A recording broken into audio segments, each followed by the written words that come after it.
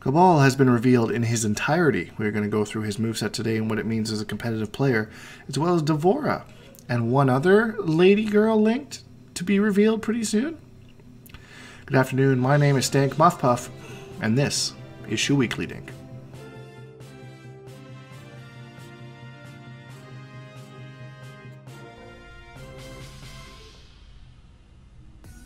Our first story today is Devorah. Yeah, she was unveiled today on the Xbox stream.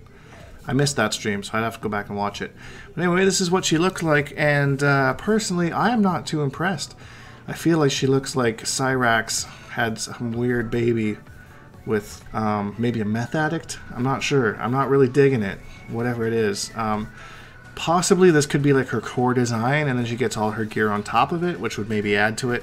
You know, I liked the whole fishnets thing she had going on. I liked the little hood that she had going on. I feel like this is just too bare bones, especially for someone who's supposed to be a queen, you know?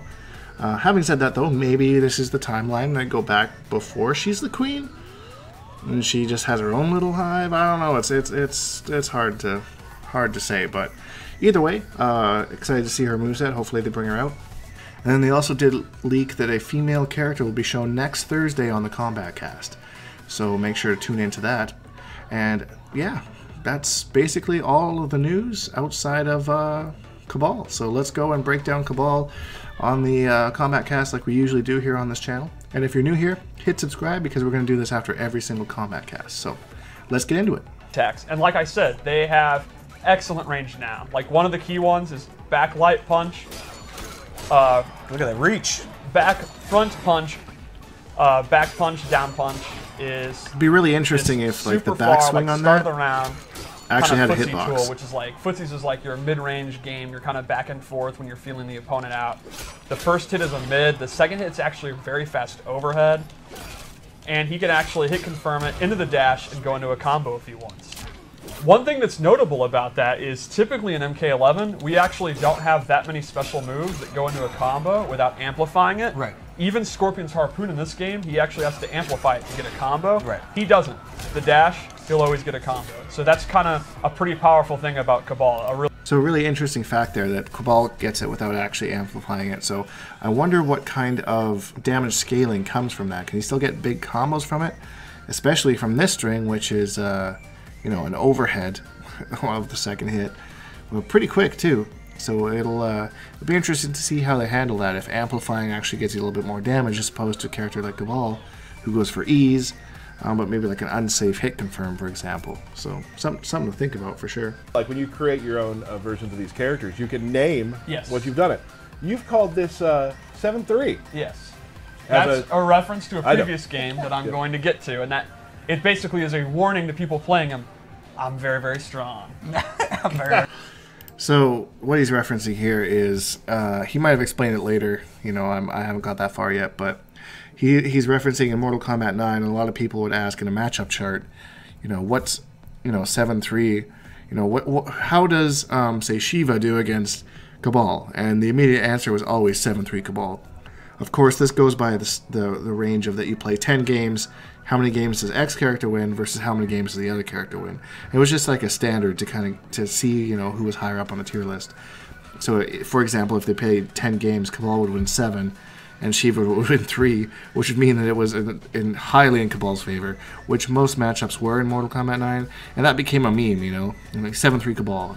If Cabal won a tournament, everyone would just comment 7-3 Cabal. So that's kind of where that reference is coming from for you guys that don't have that old school knowledge like me. So the final move I'd like to talk about is my personal favorite with Cabal. It's his forward 4, 1+3. So this knee is super fast. It's a really good mid, and it goes straight into a very quick overhead.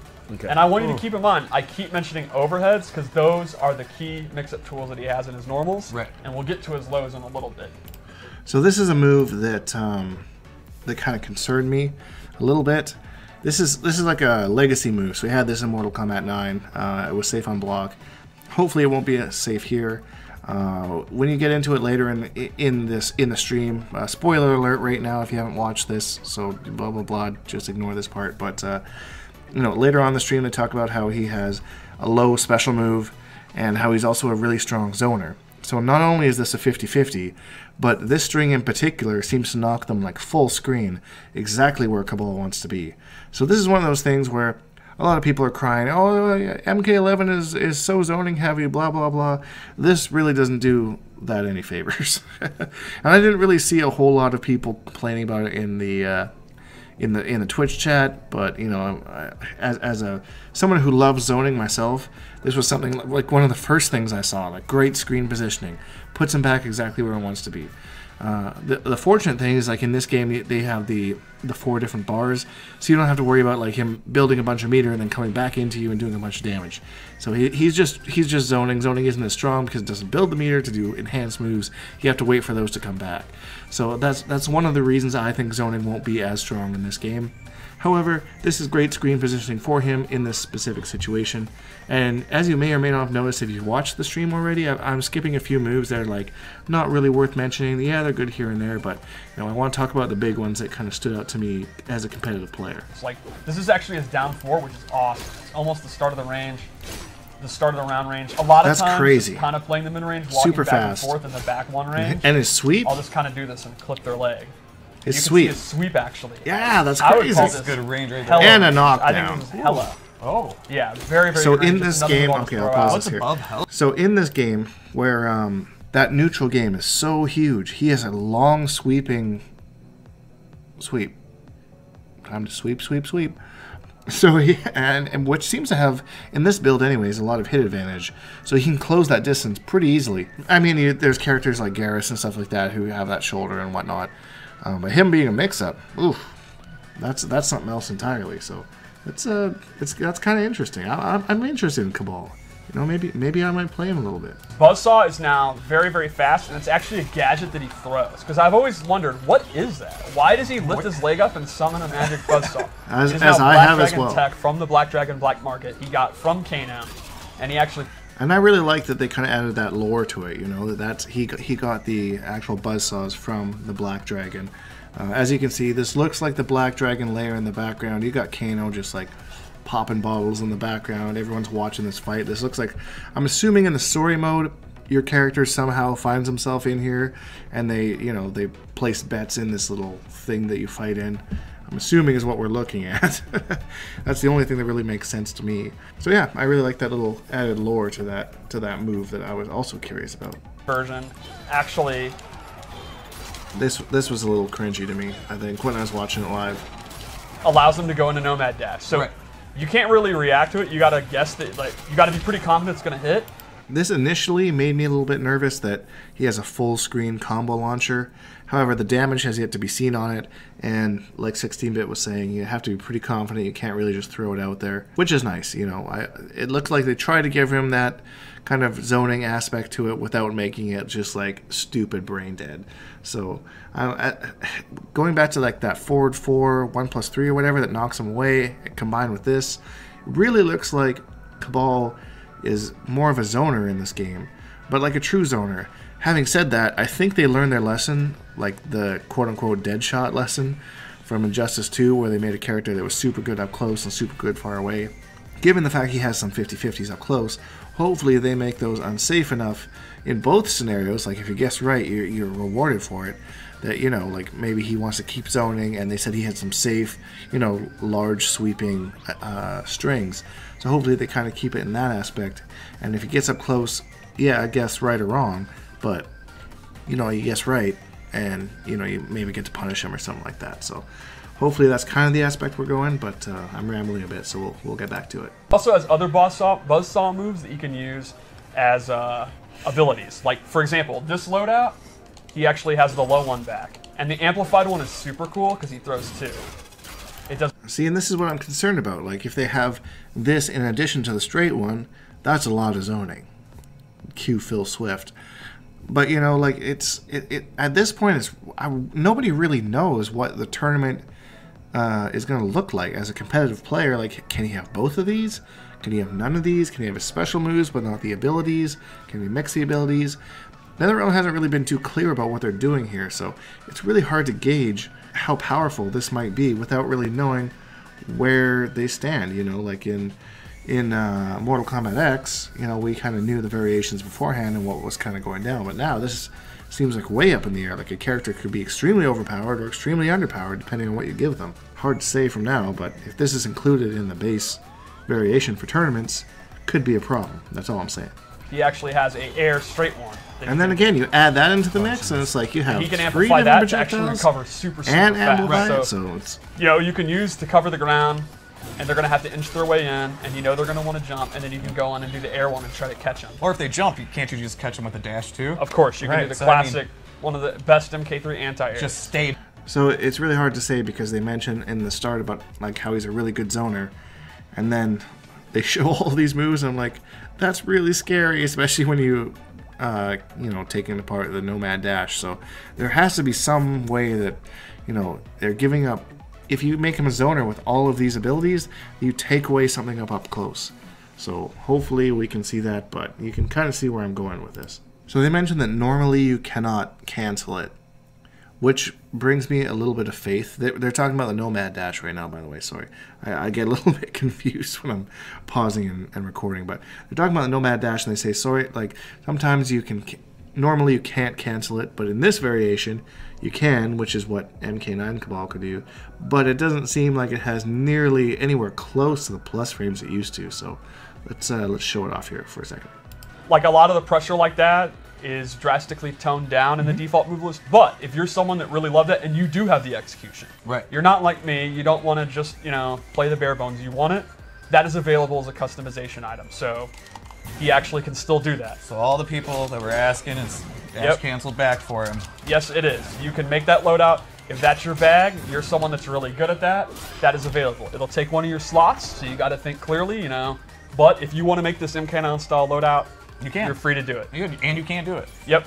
Default move that he didn't have in the last one. He has an air saw he has that no goes mask. downward off. Right. The last he one has that no I mask. chose That's to go crazy. the straight one, but normally he uses the down one, which is the one I prefer. He can also amplify it to recover very quickly. And this is pretty awesome, not just for zoning, but it's for faking jump in. It's like that's what blew me away. Jump in and actually change the jump bar. But again, another zoning move. So like, this is what what you were talking about earlier too. That's right. That was actually cut. So. And he was in Shaolin Monks, but this is the first time where you can actually play him unburnt. I'm very hyped for that. All right. Cool.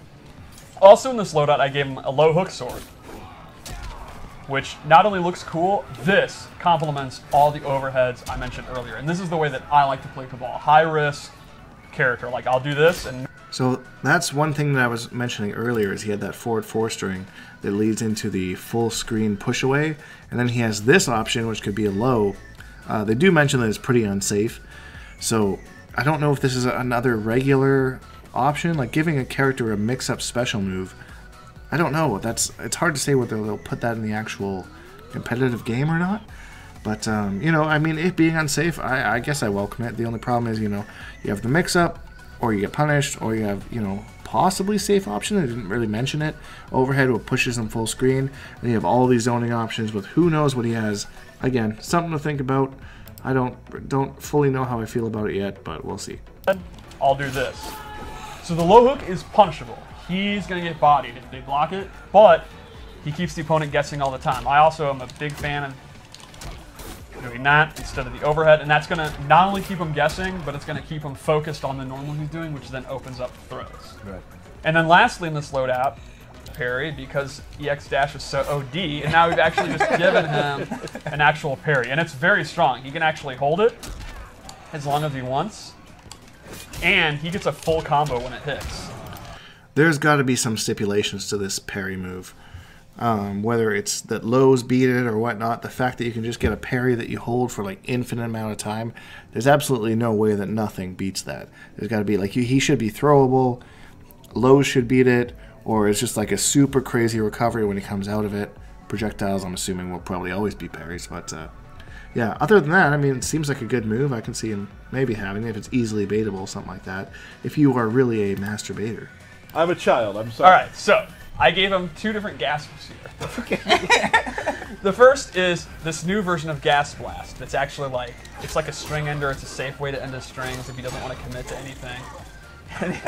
All right. Derek, please. And the amplified version is very neat because he spits out even more gas, and this gas cloud, if the opponent's in it, they will take dot damage, and jumping is disabled. Oh, okay.